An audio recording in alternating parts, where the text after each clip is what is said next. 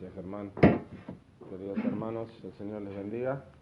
Traigo saludos de quienes sabían que venía para acá, de la iglesia en Regina, y realmente estamos muy agradecidos al Señor por ver lo que Dios ha hecho aquí en Junín de los Andes y también en San Martín de los Andes, y como lo he compartido con Germán y con otros, con la expectativa de que en el futuro el Señor también levante una iglesia en San Martín de los Andes.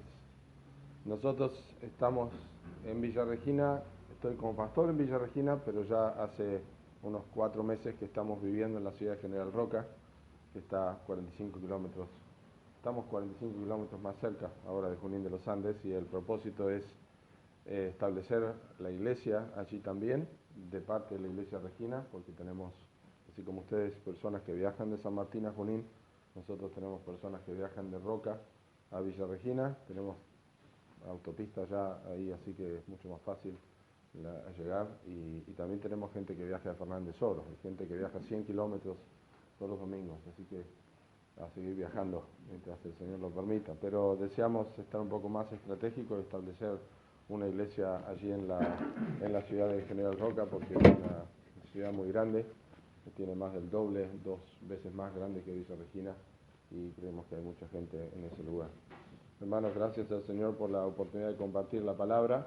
Hace unas 2 semanas terminé la carta de primera de Timoteo en nuestra iglesia. Llevó más de un año enseñarla con las pausas que teníamos, y otros que enseñaron también durante ese tiempo, pero ha sido una de las cosas más bendecidas que he tenido en mi ministerio, enseñar la primera carta de Timoteo. Y hay muchos textos en primera de Timoteo muy importantes para compartir.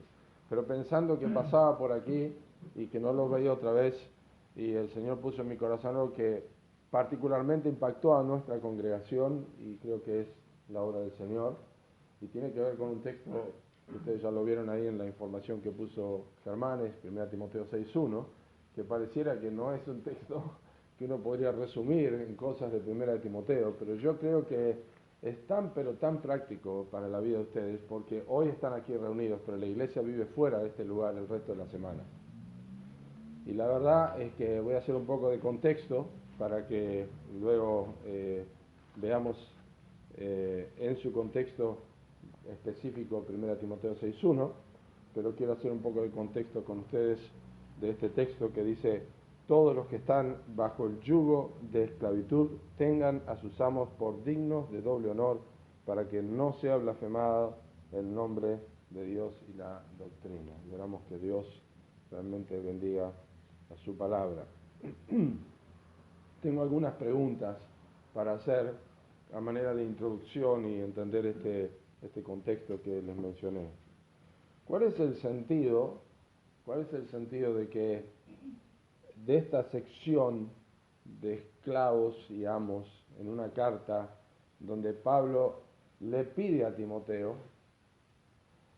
en capítulo 3, versículo 14 y 15, o le dice a Timoteo que la iglesia es columna del Dios viviente? La iglesia es 1 Timoteo 3, si lo notan allí, 3, 14 y 15.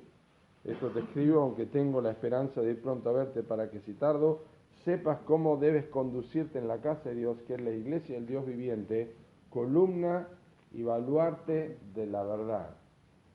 Este es el texto en el cual gira como un eje la carta de 1 Timoteo. A lo largo del estudio de la carta uno puede ver que vuelve una y otra vez, está pivoteando en este texto, porque Pablo le dice: si yo tardo, esto es como tenés que conducirte, esto es lo que tenés que hacer. No tenemos tiempo para hacer un contexto profundo de todo, pero Timoteo está allí porque hay gente que está enseñando mal, y como está enseñando mal, la gente está viviendo mal. Si uno enseña mal, si uno tiene una mala doctrina, si uno tiene una mala teología, uno tiene una mala práctica, una incorrecta ortodoxia da una incorrecta ortopraxis, una práctica incorrecta. Esto es así en muchas áreas de la vida, pero en la vida espiritual es vital. Y Timoteo era un joven, como pastor, no era un hombre amedrentado, pero quedó allí para predicar. Y Pablo le dice a Timoteo que él tiene que cuidar la forma en que debe conducirse, porque la iglesia es columna y baluarte, que es como un fundamento de la verdad. Entonces, en una carta como esta, donde hay muchas indicaciones de Pablo a Timoteo, ¿cómo se entiende la mención de esclavos y amos en un contexto como el nuestro hoy en día? Vamos a hacer un resumen rápido y decir que nosotros no vamos a usar la palabra esclavos y amos hoy día porque sabemos que no es así, eso ya no existe. Pero vamos a tener un poquito de historia en un momento para ubicarnos a nosotros. Pero vamos a hablar de empleados y patrones, porque eso es realmente lo que necesitamos ver de esta carta, empleados y patrones. Pero ¿cómo le puede servir esto a la congregación? ¿Cómo le puede servir a la congregación de Junín de los Andes aprender lo que significa la relación entre empleados y amos? ¿Por qué no predicar, ya que el pastor viene hoy, por qué no predica de otro tema? ¿Por qué no hablar de otra cosa? ¿Por qué no hablar de ese texto de 1 Timoteo 3? ¿Por qué no hablar de la misión de la iglesia o del mensaje de la iglesia que encierra ese texto de 1 Timoteo 3? ¿Cómo le puede servir esto a la congregación? Tengo algunas preguntas particulares.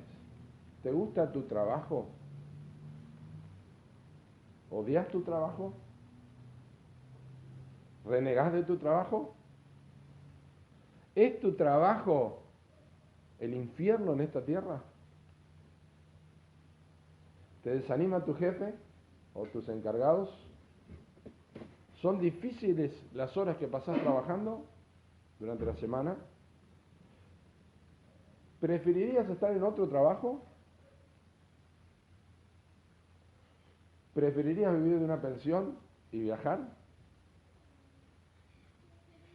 ¿Te gustaría jubilarte ya mismo? ¿Y por qué trabajas? ¿Trabajás solo para irte de vacaciones? ¿O trabajás para comprarte cosas? ¿Te esforzás por conseguir un mejor sueldo o posición en la vida? ¿Con qué fin? Voy a dar un pequeño panorama del contexto histórico y bíblico que va a arrojar un poco de luz sobre este tema que va a dar una perspectiva importante para la iglesia del siglo XXI. Porque noten, en capítulo 6, al final del versículo 2, porque es el tema en versículo 2 que habla al revés, la relación de los amos con los empleados, los patrones con los empleados, Pablo le dice a Timoteo, y quizá abarca mucho más que estos dos versículos, Pablo le dice a Timoteo, esto manda y enseña.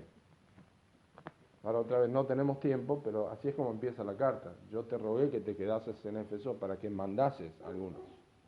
Este mandato de Pablo a Timoteo proviene del apóstol Pablo, que es por mandato de Jesucristo, apóstol.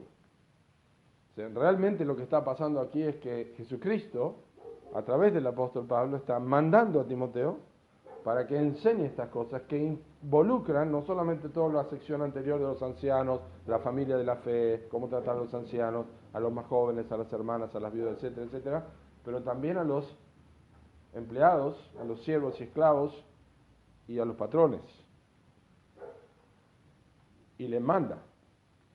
Esto manda y exhorta. Y eso es señal de que había problema en la iglesia de Éfeso, no solamente en cuanto a la enseñanza, que fue la razón primaria por la cual Pablo dejó a Timoteo. Te rogué que te quedases para que mandases a algunos que no enseñen diferente doctrina. Implica que ya esto había afectado también, la mala enseñanza, había afectado también la manera en que se conducían o que podrían llegar a conducirse los creyentes esclavos o los creyentes amos, patrones. Afectaba la vida práctica. En pocas palabras, nosotros necesitamos una teología bíblica del trabajo que no tenemos tiempo de hacer en este momento, pero el trabajo es una bendición de Dios. El trabajo existe antes de la caída. El trabajo es parte del que el hombre tiene que gozar. En el libro de Eclesiastés lo enseña. Proverbios habla mucho del hombre que es responsable y disciplinado y diligente en su trabajo. Va a estar delante de los reyes. Eso es donde va a estar. Dios es un Dios que trabaja, dijo el Señor Jesucristo. Mi Padre hasta ahora trabaja y yo trabajo.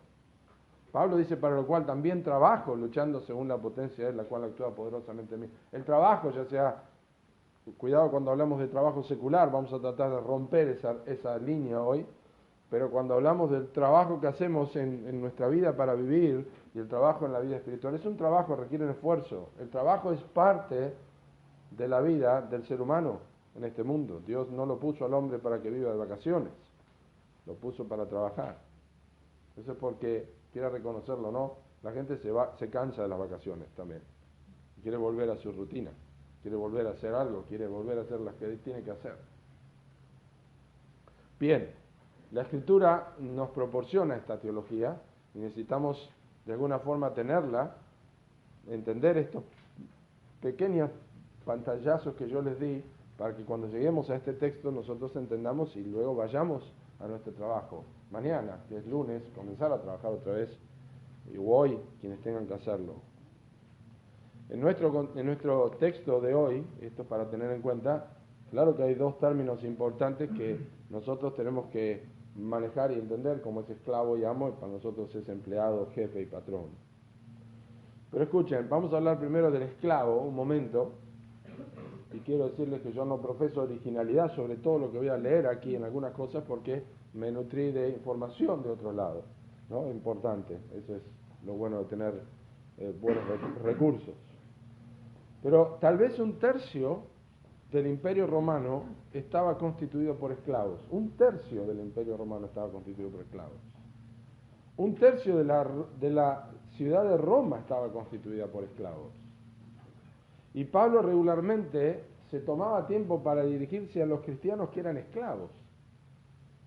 Porque había muchos cristianos que eran esclavos en las iglesias. Piensen, la cantidad de receptores de la carta de Éfeso, si bien de 1 Timoteo, si bien fue para Timoteo, pero al final de la carta, gracias a vosotros, gracias está expresado de una forma plural también, porque se suponía que todos no iban a escuchar esta carta, eran personas esclavas. La mayoría de los receptores de las cartas de Pablo eran esclavos. ¿Han pensado eso alguna vez? La palabra esclavo, o la palabra esclavitud, es doulos, es básicamente una persona que está permanentemente en servidumbre hacia otra persona. Es decir, tiene una voluntad totalmente consumida por la voluntad de otro. Miren lo que dice Mateo capítulo 8. Mateo capítulo 8. Voy a correr esto un poquito a ver si puedo. Mateo capítulo 8 y el versículo 9.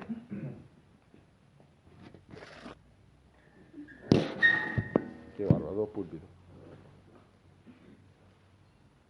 Dice, el centurión le dice al Señor Jesucristo, porque también yo soy hombre bajo autoridad y tengo bajo mis órdenes soldados y digo a este ve y va y al otro ve, ven y viene y a mi siervo haz esto y lo hace. Eso es uno de los textos más importantes sobre la comprensión de lo que es el esclavo. Está sujeto a esto y no tiene voluntad propia. Por lo general, alguien que sirve está obligado a servir. Y es una persona que está esclavizada.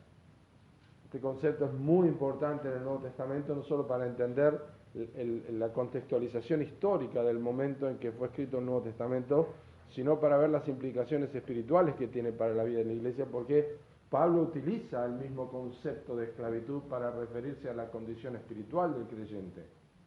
Nosotros somos esclavos de Cristo, antes éramos esclavos del pecado, y Pablo le dice en Romanos capítulo 6 que como antes nosotros estábamos sujetos a esclavitud y respondíamos a los deseos, a las pasiones pecaminosas, ahora como siervos de Cristo nosotros ofrecemos nuestro cuerpo, nuestra vida, nuestros miembros para servir a la justicia. Es decir, está sujeta la voluntad del creyente a la voluntad de otro, como lo fue con el pecado.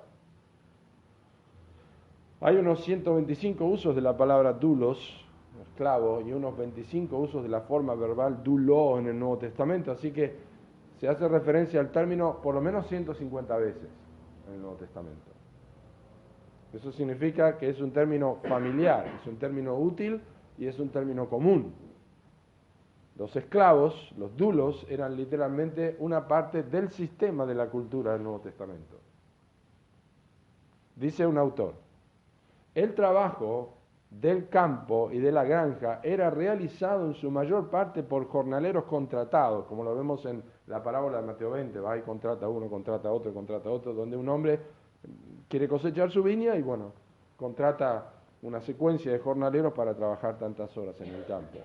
El trabajo del campo y el trabajo de los animales era realizado en su mayor parte por los jornaleros, los que trabajaban por día, porque uno podía pagarle menos a estas personas.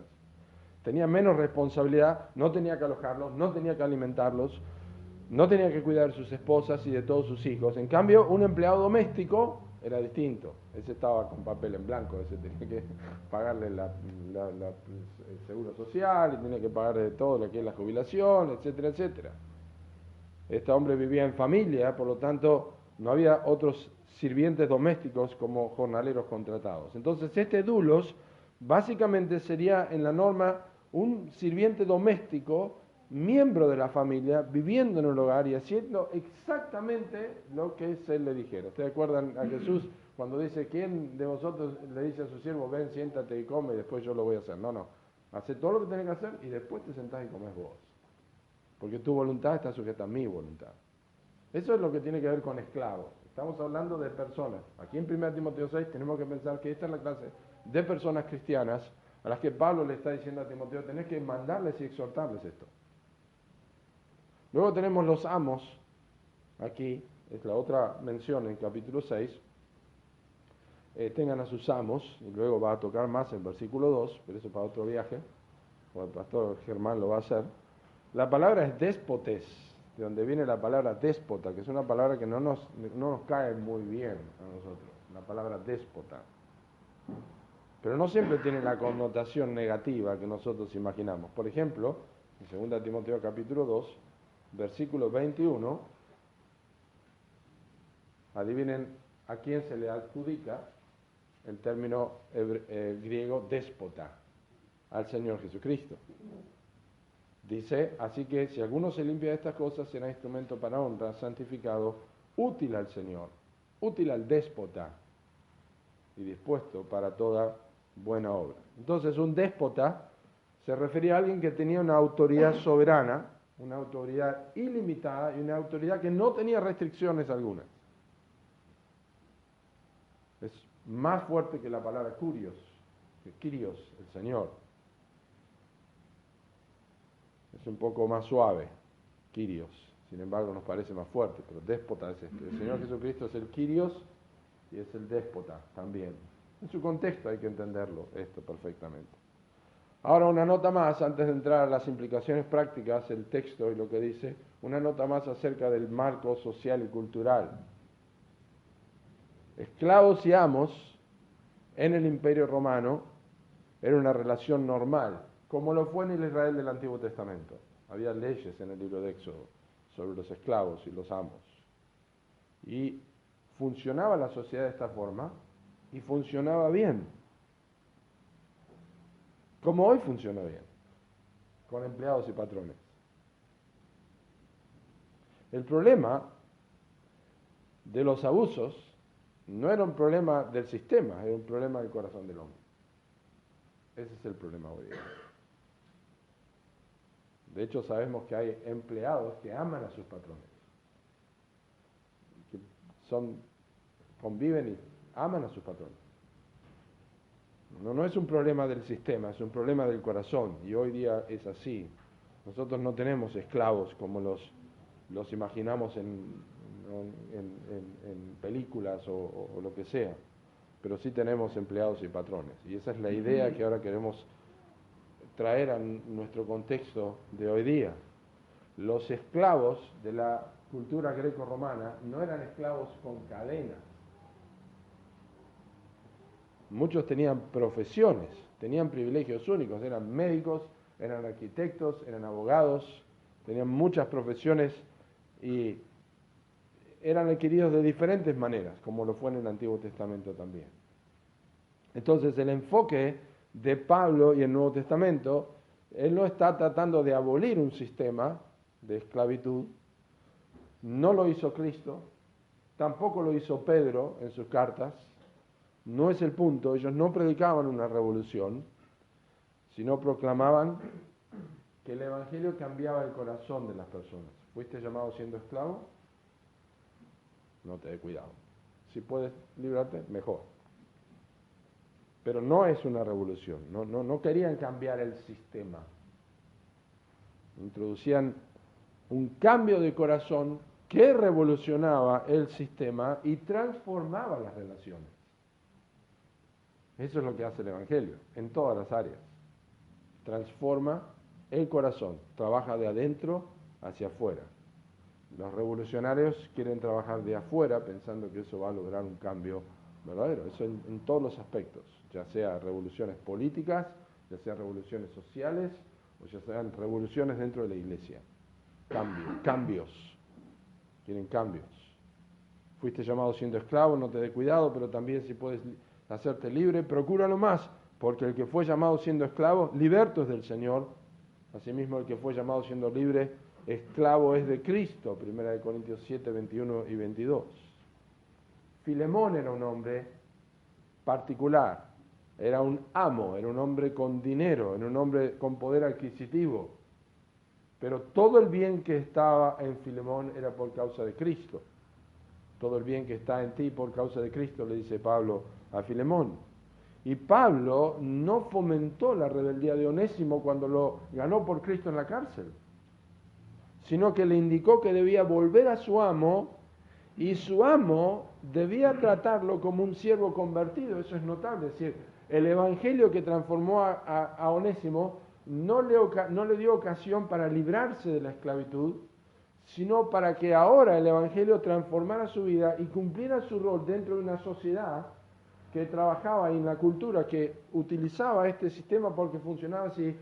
Onésimo pudiera ser introducido de vuelta en su trabajo anterior que tenía, con su responsabilidad, pero con el cambio de su corazón en su vida. Y Filemón ahora podía tratar a Onésimo como hermano, porque el evangelio había obrado en su vida, y Filemón ahora podía ser un amo, como enseña el versículo 2 del capítulo 6, que no vamos a ver. Entonces, ¿cuál es el punto? ¿Qué quiere Pablo que entiendan los que están bajo yugo de esclavitud al escribirle a Timoteo, sea la condición que sea? Escuchen, que la posición de un hombre en la vida no es importante en absoluto. La posición de un hombre o una mujer en la vida no es importante en absoluto. Porque, dice el pastor MacArthur, su trabajo no aporta el sentido último a su vida. Pero su cristianismo puede aportar algún sentido a su trabajo. Cada trabajo, cada área tiene un valor intrínseco. Porque cuando se integra en la vida del cristiano, se convierte en el escenario en el que vive su fe espiritual. Esto es básico en la vida cristiana. La identidad de un creyente está en Cristo, no en su oficio. La identidad del creyente está en Cristo, no en sus posesiones, no en su estatus social. La identidad del cristiano está en Cristo. Todas las cosas que pertenecen a la vida y a la piedad nos han sido dadas por su divino poder, a los que tienen una fe igualmente preciosa que la nuestra. Nada más que decir. Mi identidad está en Cristo. Ese es el secreto de José en el Antiguo Testamento. Su identidad estaba en Dios. Vivía en la presencia de Dios. Y no importaba lo que ocurriera en su vida. Su identidad estaba en su relación con Dios, no en que era siervo de Potifar. Muy importante. Así que teniendo en cuenta esto, nos abocamos a comprender ahora, minutos que quedan, los dos entornos que un cristiano puede hacer en su trabajo. en este caso vamos a ver uno solo, que es con un jefe no creyente, que es básicamente la mayoría, es la cuestión de la mayoría, ¿no es cierto? Tienen patrones que no son cristianos, no son creyentes. Bueno, noten lo que dice el texto. Todos los que están bajo el yugo de esclavitud. No hay licencia para algunos y para otros no. Todos. La realidad es que es una situación no ideal, pero es permitida por Dios. El yugo de la esclavitud es una condición establecida por Dios. Por eso manda y enseña a todos. Es una ley pareja para todos. No necesariamente de abuso, es esta condición de orden establecida por Dios. No es una condición necesariamente de abuso, sino de orden establecido. Y esto es lo que se puede decir de los patrones y los empleados hoy día. Es muy similar. Personas bajo autoridad y personas con autoridad. Todos, de una forma u otra, estamos sujetos a distintos tipos de autoridad y eso representa un yugo de dirección establecida. Nosotros, como cristianos, todos tenemos un yugo sobre nuestra vida que ha sido establecido por Dios y solamente el Evangelio hace que este yugo se transforme en liviano. Porque el yugo de Cristo, que es el Evangelio en la vida del cristiano, traspasa cualquier estrato en nuestra vida, transforma el corazón y hace que cualquier tipo de relación, porque saben que el Nuevo Testamento habla de otros tipos de relaciones, haga que esta relación, cualquiera que sea, en todos los cristianos, funcione de la forma en que Dios quiere que funcione en un mundo caído, donde todas las áreas han sido afectadas por el pecado, y por eso hay disensiones y problemas, injurias y enojos y maltratos, injusticias. El cristiano tiene que lograr entender que el Evangelio transforma su vida, le hace sal que realmente sal a la tierra y luz que realmente ilumina este mundo. Esto es sumamente práctico, hermanos, sumamente práctico. Para mí es una de las cosas más prácticas de la carta de Timoteo, que hace que uno le preste atención. ¿Y por qué Pablo toca esto para una iglesia donde un pastor tiene que cuidar la doctrina? Porque la mayoría de las personas están involucradas en esta área. No todos estaban involucrados en el ministerio en la iglesia de Efeso, pero la mayoría estaban involucrados en una vida donde tenían que estar bajo el yugo de la esclavitud. Y si la iglesia tiene que funcionar para que sea columna y baluarte de la verdad, es importante que esta gente, la gran mayoría, tenga un argumento, tenga un principio, tenga una verdad importante que sostener para poder continuar en la vida y que el Evangelio pueda seguir siendo predicado. ¿Qué es lo que debe hacer entonces un cristiano bajo el yugo de autoridad? Bueno, debemos tener en claro el sentido claro de sujeción. Todos, dice, los que están bajo el yugo de esclavitud, tengan a sus amos. Tengan a sus amos. Es una palabra usada para referirse a un lazo individual con una persona en particular. Se usa en Efesios 5 para referirse a los esposos y esposas. Las casadas estén sujetas, no dice a los maridos, sino a sus maridos. Los cristianos tienen que considerar su relación laboral con sus jefes como un asunto de sujeción real dentro de los parámetros laborales. Es decir, el patrón manda a su empleado en su trabajo, pero una vez que sale del trabajo no le puede indicar qué tiene que hacer con sus hijos, o en su casa, o en la educación, o qué coche comprar, o con qué color pintar la casa. ¿Entienden? Es una relación dentro de los parámetros laborales, es el medio no está fomentando la rebelión o la discusión, es el medio por el cual está sirviendo a otros con fines que tienen un alcance más allá del sustento temporal. Entonces tiene que tener el sentido claro de sujeción. El cristiano tiene que tener, el cristiano que está bajo autoridad de un patrón, ustedes, hermanos, tienen que tener este sentido claro de sujeción. Esto es a los creyentes, los inconversos no lo van a hacer. Total, el jefe no está, ¿no? Todo ese tipo de cosas. Número 2, tiene que reconocer que sus patrones son dignos de doble honor. Dice el texto. Tengan a sus amos por dignos de todo honor, perdón.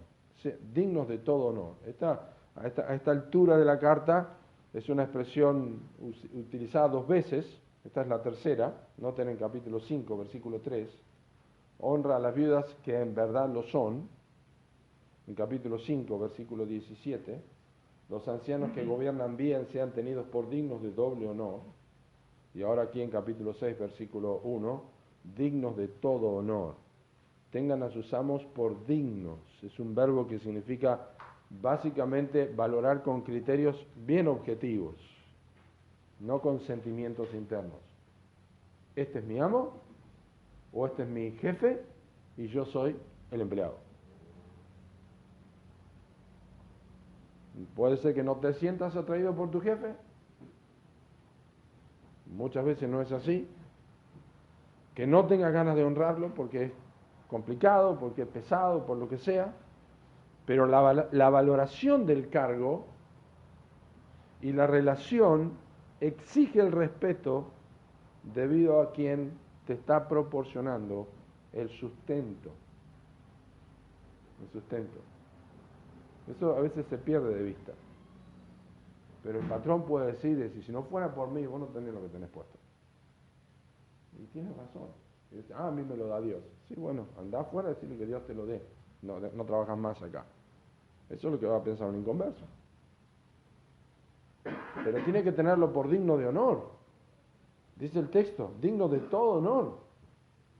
Porque ellos son responsables, es quien proporciona el sustento. La tercera cosa interesante es que esto plantea una pregunta. ¿Qué hacemos con los jefes complicados? ¿Qué hacemos con la presión laboral, con los jefes que son difíciles? Y lo único que la Biblia nos dice, porque hay muchas conjeturas sobre esto, bueno, pero mandalo a cambiar, bueno, pero vos sos cristiano, no te dejes pasar por arriba, bueno, pero hace esto y lo otro. Lo único que la Biblia dice es que no debemos honrar a los hombres más que a Dios. Y que es necesario obedecer a Dios antes que a los hombres, pero luego se puede entender bien claro lo que enseña la Escritura cuando en 1 de Pedro, capítulo 2, 1 de Pedro capítulo 2, versículo 18, dice así, criados, estad sujetos con todo respeto a vuestros amos, no solamente a los buenos y afables, sino también a los difíciles de soportar. Porque esto merece aprobación. Si alguno, a causa de la conciencia delante de Dios, sufre molestias padeciendo injustamente, entonces, pues dice, ¿qué gloria es? Si pecando sois abofeteados y lo soportáis, mas si haciendo lo bueno sufrís y lo soportáis, esto ciertamente es aprobado delante de Dios. Es un texto muy importante. El asunto es dónde entra tu vida con respecto a los versículos 19 y 20. ¿Dónde entra tu vida con respecto a esos 2 versículos 19 y 20? Si sufrís molestias padeciendo injustamente, o si estás siendo abofeteado porque estás pecando y lo soportás, no tiene valor. O sea, ¿qué está pasando en tu vida laboral? Tenés que entender esto. Es complicado, el jefe es complicado. Sí, pero eso no te da razón para salir corriendo. ¿Es por causa de Cristo que está sufriendo? Ese es otro tema. Pero si no es así, bien. Tampoco estoy diciendo que uno siga viviendo como un miserable. No tiene que hacer valer derechos, pero hay leyes para eso. Siempre hay medios para esto. Hay conversación, hay charla, lo que sea. Pero el principio lo entendemos aquí. Cuidado. Cuidado que Pablo le dice a Timoteo, porque Timoteo, la iglesia, es columna y baluarte de la verdad, y esto tienen que saberlo los empleados, porque son la gran mayoría, la gran cantidad de miembros de tu iglesia son esclavos. Enseñarles esto, porque depende del Evangelio de esto. En 1 Pedro 2, el contexto que leímos recién, nos recuerda dos cosas que definen el tipo de mentalidad que deben los cristianos tener, y en este caso los empleados. Primero, extranjeros y peregrinos, dice el versículo 11. Os ruego como extranjeros y peregrinos, en 1 Pedro 2:11. Os ruego como extranjeros y peregrinos que os abstengáis de los deseos carnales que batallan contra el alma. Eso es viviendo, esperen que voy a poner esto en... Ahí está. Viviendo de una manera que produzca en los inconversos una reacción, en versículo 11 de 1 Pedro 2, que produzca en los inconversos una reacción que termine dando gloria a Dios. ¿Notaron eso? Dice, os ruego como extranjeros y peregrinos que os abstengáis de los deseos carnales que batallan contra el alma, manteniendo buena vuestra manera de vivir entre los gentiles, para que en lo que murmuran de vosotros como de malhechores, entre corchetes, terminen glorificando a Dios en el día de la visitación, al considerar vuestras buenas obras. Entonces, por un lado, la mentalidad que deben tener los cristianos es extranjeros y peregrinos, porque realmente lo que va a pasar es que los inconversos, al ver el tipo de vida que llevan estas personas, van a reaccionar dando gloria a Dios, que es algo similar a lo que enseña Jesús en Mateo capítulo 5, ¿no? Glorifiquen a vuestro Padre que está en los cielos. Pero también este tipo de mentalidad es la que confirma el mismo Señor Jesucristo en 1 Pedro capítulo 2, versículo 21. Pues para esto fuisteis llamados, porque también Cristo padeció por nosotros, dejándonos ejemplos para que sigáis sus pisadas. Claro que, cuidado, el uso de la palabra llamados, que no se utiliza siempre igual en la Biblia, a veces tiene que ver con la salvación, a veces tiene que ver con el llamado al servicio, en este caso tiene que ver con el llamado a la vocación del cristiano. Para esto fuisteis llamados, porque también Cristo padeció por nosotros, dejándonos ejemplo, para que sigáis sus pisadas, que es una palabra que significa una huella marcada en el piso. Entonces, somos llamados a hacer exactamente lo mismo que hizo el Señor Jesucristo, en nuestro contexto laboral. Hay una respuesta a esto en capítulo 6, entonces, de 1 Timoteo, versículo 1. Al por qué o para qué de reconocer a los jefes en su posición y en su función delegada. Hay una respuesta. ¿Cuál es? Bueno, 1 Pedro nos da también, para que no sea blasfemado el nombre de Cristo y la doctrina. Y también lo dice aquí el capítulo 6, versículo 1, para que no sea blasfemado el nombre de Cristo, del nombre de Dios y la doctrina. Entonces hay una razón para seguir las pisadas de Cristo, para estar todos bajo el yugo de esclavitud, sujetos a los amos, reconocer su honor, porque hay una razón teológica detrás de esto. Hay una razón teológica, y no es una razón teológica para un pastor, es una razón teológica para cualquier cristiano. Escuchen, dejen que entre en sus corazones, para que no sea blasfemado el nombre de Dios y la doctrina. Los esclavos deben respetar a sus amos, no porque la esclavitud sea una institución adecuada o porque Pablo supuestamente no tenga conciencia social, dice el comentarista Mons. Más bien, el éxito del Evangelio es más importante que la suerte de cualquier individuo. Y por lo tanto, los esclavos deben comportarse de una manera que no traiga reproche al Evangelio. Tremendo, ¿verdad? Este principio que acabo de mencionar se repite en otros lugares. Observen, por ejemplo, en Tito, capítulo 2, versículo 9. Exhorta a los siervos a que se sujeten a sus amos, que agraden en todo, que no sean respondones, no defraudando, sino mostrándose fieles en todo, para que en todo adornen la doctrina de Dios, nuestro Salvador. ¿Ustedes saben lo que es un adorno? Resalta a la persona, no es el adorno en sí. Qué lindo que te queda eso. La conducta del cristiano adorna la teología. Me gusta tu teología. Tu vida es un adorno a la teología. Refleja perfectamente eso, la persona de Cristo, no a nosotros. A Tito le dice que su ejemplo debe contener integridad y seriedad también, con un propósito puntual: que el adversario se avergüence y no tenga nada malo que decir de vosotros. A los siervos, en Tito, capítulo 2, versículo 10, bueno, ya lo leímos recién, y la razón de esto, estamos en Tito, está en capítulo 2, versículos 12, 11 al 15. Tremendo, ¿eh? Tito, capítulo 2, el que conocen el texto, versículos 11 al 15.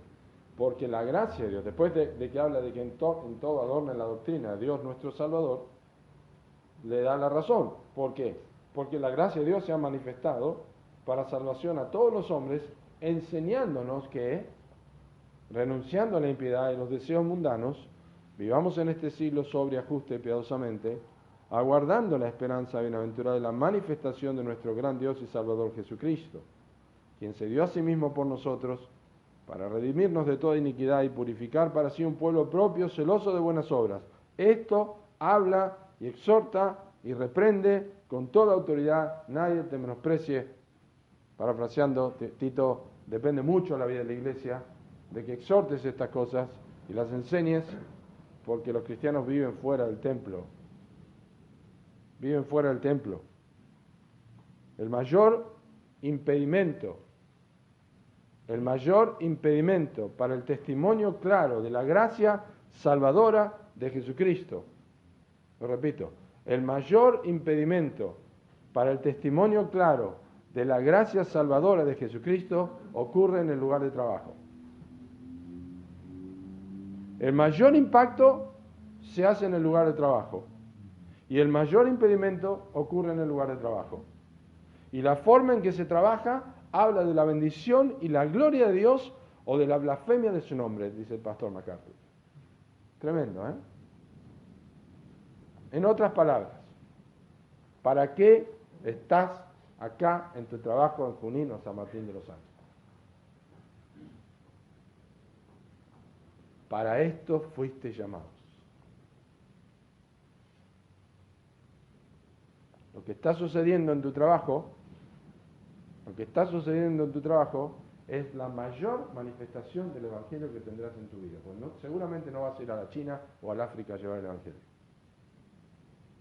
Y mientras estás soñando con que yo tendría que estar, cómo me gustaría servir, hay personas que me dicen: pastor, estoy buscando un trabajo, me decía una persona, tengo una oportunidad de trabajo que me va a dar más tiempo para ayudarle en el ministerio. Y puede ser que a veces pase eso.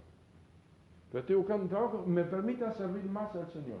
Ese concepto tan piadoso llega a ser una cosa abrumadora al corazón de Dios. Porque Dios dice: yo te puse ahí y vos querés salir de ahí.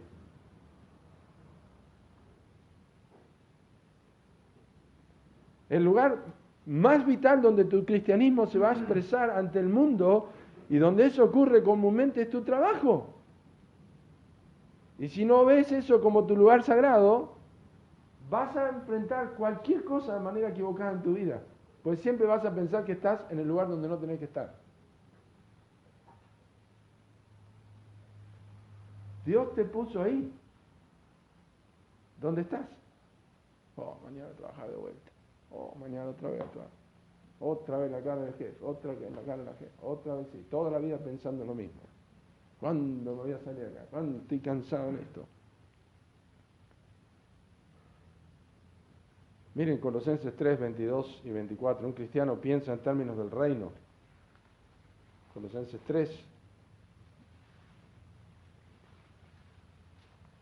versículo 22, siervos, obedeced en todos vuestros amos terrenales, no sirviendo al ojo, como los que quieren agradar a los hombres, sino como con corazón sincero, temiendo a Dios.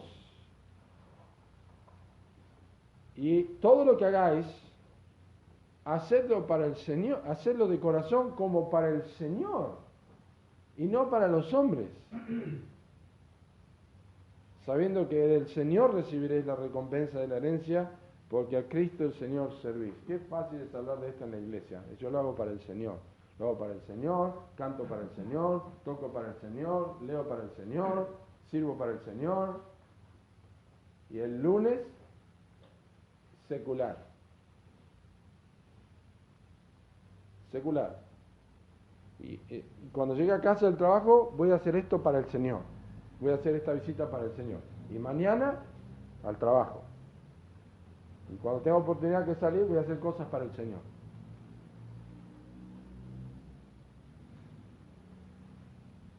Efesios capítulo 5, son pasajes conocidos, tienen que ver con lo mismo. Se dan cuenta que la teología de Pablo, teología bíblica de Pablo sobre el trabajo era profunda en todo esto.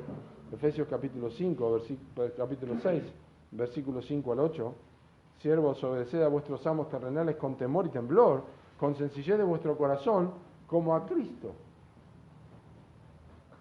No sirviendo al ojo como los que quieren agradar a los hombres, sino como siervos de Cristo, de corazón, haciendo la voluntad de Dios.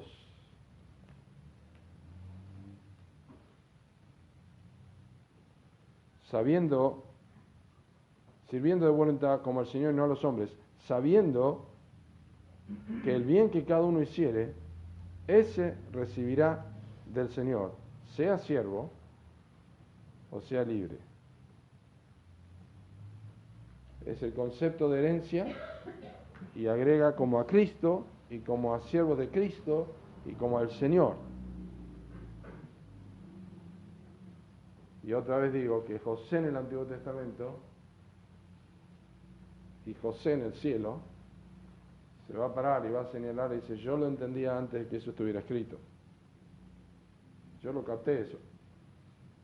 Yo estoy delante de Dios. Yo vivo delante de Dios. Mi trabajo es hecho. Y saben que era así, porque el texto dice en Génesis 39, en 3 oportunidades como mínimo, Jehová estaba con José. Jehová estaba con José. Jehová estaba con José. Esto lleva a un pensamiento fundamental, hermanos, y creo que es como un corazón para nosotros hoy, que quiero dejarles, es el evangelismo. ¿Cómo evangeliza la iglesia? ¿Cómo evangeliza la iglesia? ¿Programas evangelísticos? ¿Cursos de evangelismo? ¿Cómo evangeliza la iglesia primariamente? Cuando Pablo habla de que la iglesia es columna y baluarte de la verdad, ¿dónde demuestra esto la iglesia? ¿En 1 o 2 horas de reunión? ¿Aquí el domingo? ¿En la semana? ¿Dónde lo demuestra? ¿Dónde demuestra la iglesia?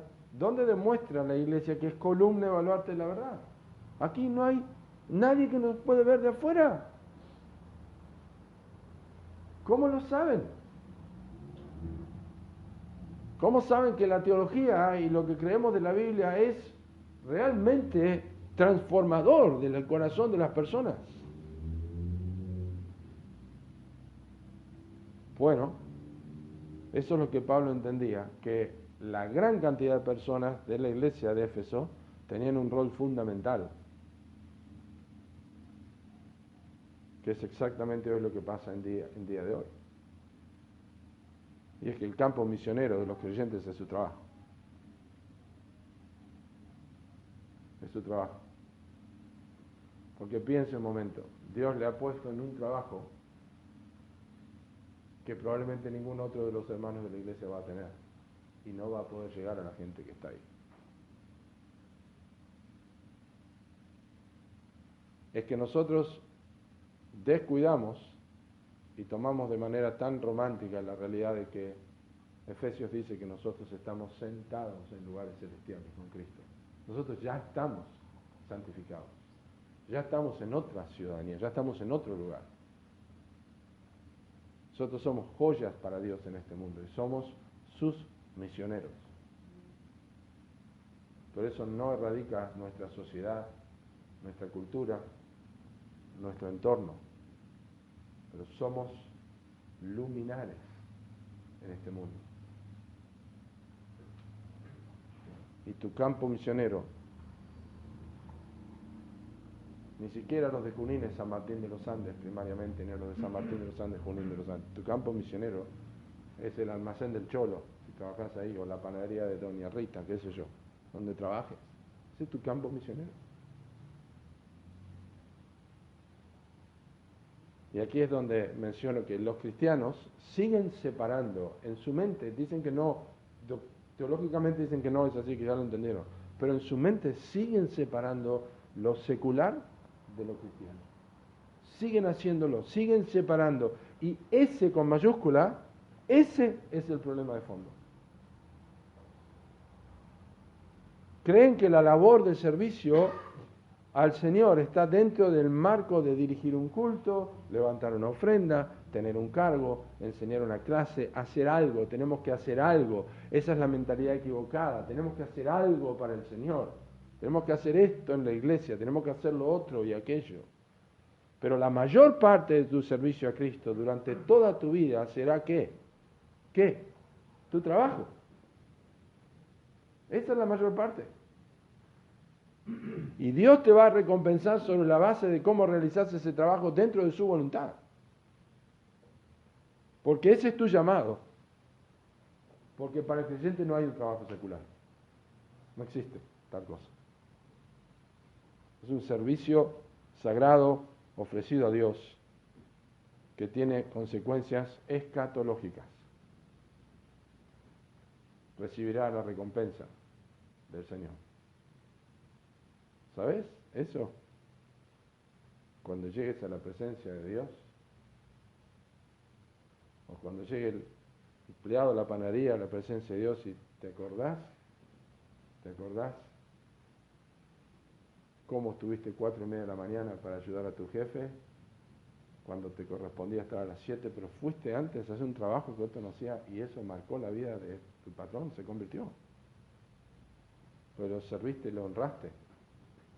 Esta es tu recompensa.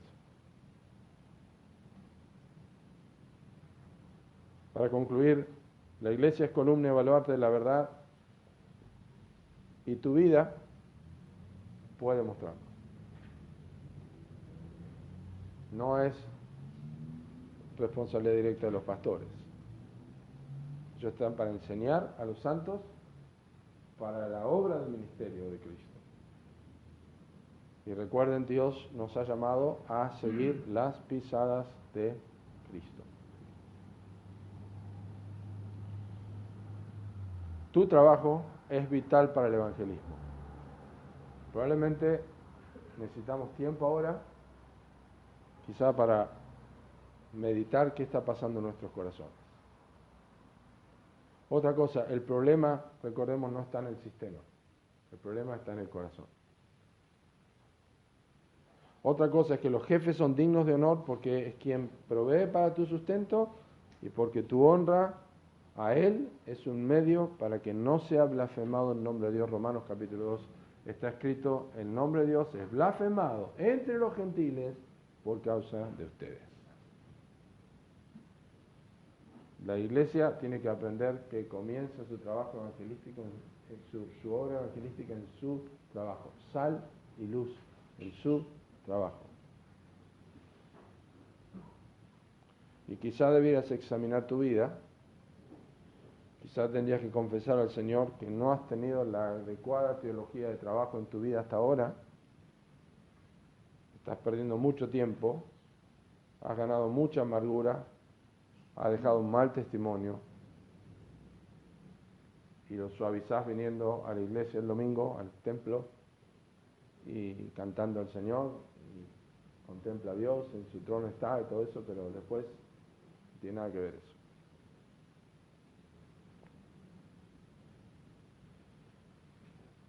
No podés estar preocupado por cómo te beneficia el trabajo casi tanto como beneficia a los que están rodeándote a través del poder de Jesucristo en tu vida. Y una nota. Quizá toda tu vida estás trabajando para autogratificarte, para cumplir tus metas. Estudiás, trabajás para tus propios fines, para financiar tus propias indulgencias. Y eso habla quizá, porque a raíz de todos los males es el amor al dinero, quizá habla de que solamente tenés una visión terrenal de tu vida, pero la Biblia dice que está establecido a los hombres que mueran una sola vez y después de esto el juicio, y la Biblia dice que el juicio será conforme a sus obras, y sus obras incluyen haber descuidado a Dios por las cosas materiales, por las ganancias de esta vida, porque en sus corazones jamás tuvieron interés en el Evangelio de Cristo, de aquel que siendo rico se hizo pobre para que con su pobreza nosotros fuésemos enriquecidos. Y la vorágine del trabajo y del dinero y de la profesión y de obtener un título y de comenzar a hacer dinero y la casa y una vida modesta con el auto y los hijos y todo eso, siempre parece que tiene un túnel sin final, pero la vida del hombre son 70 años y los más robustos son 80 años. Se termina. Yo perdí mi mamá, 2 tíos, 2 más de parte de mi esposa, anteayer otra tía, no quedan casi tíos en menos de un año. No todos, ninguno por COVID. Se va la vida. Y si no crees en el Evangelio, no solamente tu trabajo no va a tener sentido, tu vida no tiene sentido. Por más que quieras cerrar tu mente y decir yo me voy a mantener en este estilo de vida, vas a morir. Se termina la vida. ¿Y qué vas a hacer después? Necio, esta noche viene a pedir tu alma, lo que has provisto, ¿de quién será? El Evangelio transforma el corazón y transforma el corazón porque hace que la vida se vea distinta. Y como verás, el Evangelio no te hace un canuto, como dicen, donde te recluís y no existís en la vida. No, el Evangelio te prepara y te coloca en la sociedad para que seas sal y luz, para que vean en medio de la sociedad, en medio del trabajo, los amos, miren lo que hace Cristo en la vida de una persona. Antes era un empleado que estaba quejándome, que estaba haciendo esto, pero ahora mirá, ¿qué te pasó? Esto hace el Evangelio. El Evangelio muestra el pecado del hombre, de un Dios soberano, un Dios creador, un Dios dueño de todas las cosas, de un hombre pecador que está corrupto, sin Dios y sin Cristo, y que atenta contra Dios, como dice el libro de Job. Apártate de nosotros, no queremos el conocimiento de tus caminos, pero muestra que el hombre es pecador. Lo acepte o no lo quiere aceptar, está corrupto en su alma, destituido, aborreciendo a Dios y aborreciéndose unos a los otros. Ese es el corazón del hombre. Reniega de su trabajo, reniega de las cosas de la vida, reniega de Dios, quiere vivir en paz, pero no puede, no hay paz para los impíos, dijo mi Dios. Son como el mar en tempestad que no puede estarse quieto. Pero Jesucristo vino a este mundo y Él cargó el pecado, ocupó el lugar que yo merecía para que yo pueda ocupar el lugar que no merezco, que es el lugar en la presencia de Dios. Cristo se hizo hombre, vivió en este mundo, llevó una vida perfecta, derramó su sangre en la cruz del Calvario, y es la sangre de Jesucristo, su Hijo, que nos limpia de todo pecado. Él es el Dios hombre, es el perfecto, es el que trabaja, es el perfecto trabajador, es el perfecto siervo. Él es el siervo sujeto a su amo, que dio su vida para que nosotros sigamos sus pisadas. Y necesitamos creer en este Salvador. Y necesitamos responder a esto. ¿De qué forma respondemos? No es mentalmente. Ah, sí, yo lo sé. Toda la Pascua me lo acuerdo, en Navidad lo sé. Respondo con arrepentimiento. Respondo con arrepentimiento, que es un cambio de mente, es un cambio de actitud hacia Dios, hacia el pecado, hacia el estilo de vida que yo llevé, hacia la brevedad de la vida. Alégrate, joven, en tu juventud, y toma placer tu corazón en los días de tu adolescencia. Anda en el camino de tus ojos, en los deseos de tu corazón, pero sabe, haz lo que quieras, si querés hacerlo, pero sabe que sobre todas estas cosas te va a juzgar Dios.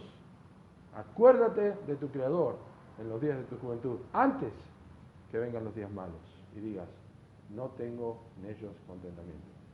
El arrepentimiento cambia esa visión. El arrepentimiento hace que yo pueda poner a Dios en primer lugar, y pueda tener a Cristo como Salvador, y pueda vivir una vida de plena felicidad y pleno gozo, que afecta mi trabajo. Queridos hermanos, la actitud que proyectamos y la forma en que trabajamos y la calidad de nuestro trabajo es el escenario en que vivimos el cristianismo. Las personas en tu trabajo que no conocen a Dios son probablemente los mejores jueces de tu cristianismo, mejores que las que están acá. Ellos saben realmente la clase de persona que sos. Mañana, cuando vayas a la obra misionera, cuando vayas al campo misionero, eso es como tienes que verlo, tu campo misionero. En esto pesado que me toca hacer todos los días, ¿cómo puedo mañana, lunes, cómo lo puedo tornar de tal forma que sea una herramienta para el evangelismo? Dios, ayúdame a recordar esto, ayúdame a ver esto. Lean toda 1 Timoteo y verán qué peso tiene 1 Timoteo 6, 1 y 2 también en el testimonio de la Iglesia de Cristo.